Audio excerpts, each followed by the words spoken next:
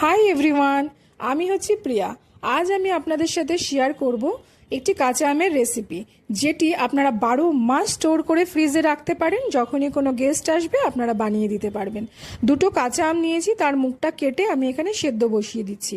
আপনারা চাইলে প্রেশার কুকারে 2 থেকে 3টে সিটি দিয়েও নিতে পারেন। একটি ফ্রাই প্যানের মধ্যে গোটা জিরে, মৌরি আর বেশ কিছুটা পরিমাণে গোলমরিচ দিয়ে ভালো করে শুকনো করে একটু ভেজে নেব।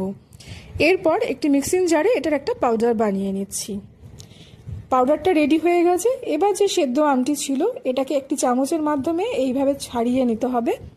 ছাড়িয়ে নিয়ে একটি মিক্সিং জারের মধ্যে, যেটার মধ্যে আমি মশলা গুঁড়িয়েছিলাম, ওটার মধ্যেই আমি একটু ঘুরিয়ে নেব, যাতে কোনো রকম লাম্পস না থাকে, পেস্টটি যাতে স্মুথ হয়ে যায়।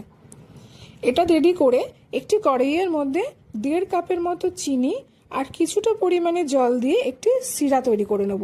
শিরাটা 1 তার বা 2 তারের কোনো ব্যাপার নেই, চিনিটি গলে গেলে তাহলেই হবে। আর বেশ কিছুটা পরিমাণে পুদিনা পাতা এখানে পেস্ট করে নেব।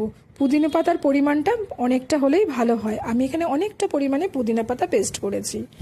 এরপর চিনির শিরাটা রেডি হয়ে যাওয়ার পর সেদ্ধ আমটি এইভাবে চিনির শিরার সাথে মিশিয়ে দিতে হবে। তারপর আপনারা পুদিনা পাতাটাও মিশিয়ে দেবেন। আপনারা চাইলে ফুড কালারও ইউজ করতে পারেন, বাট আমি কোনো রকম ফুড কালার ইউজ করিনি। টেস্ট অনুযায়ী নুন আর 1.5 চামচের মতো আমি বিট লবণ ইউজ করেছি। বিট লবণ দিলে এটা টেস্ট বেশি হয়, দ্বিগুণ হয়ে যায়।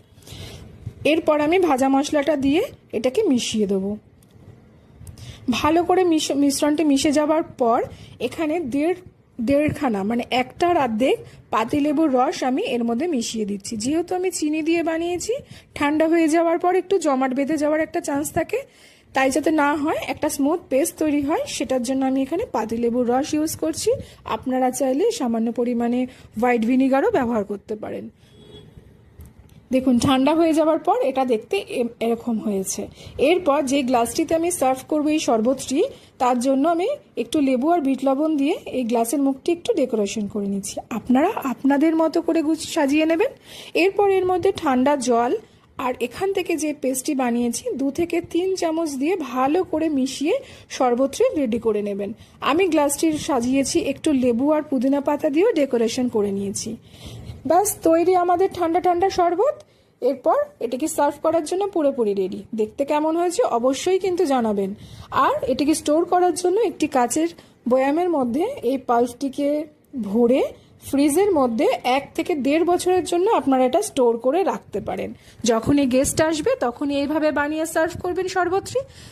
আমার ভিডিও কেমন লাগলো অতি অবশ্যই আমাকে কমেন্টে জানাবেন।